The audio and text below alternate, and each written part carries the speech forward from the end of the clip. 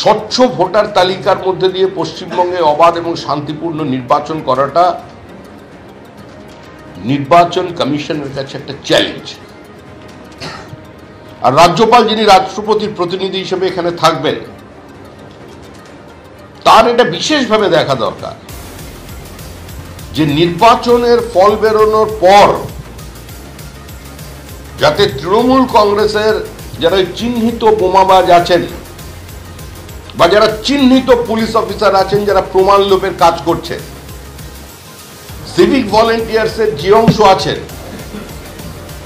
তাদের জীবন এবং তাদের শরীর যাতে অক্ষত থাকে সেটা দেখার দায়িত্ব কিন্তু তখন রাজ্যপাল। কারণ নতুন সরকার এলে তার তো একটা টিদিং পিরিয়ড থাকে, সে তো রাতারাতি সমস্ত প্রশাসনকে ঠিক করতে পারবে না, তার তো 15-20 দিন সময় লাগবে।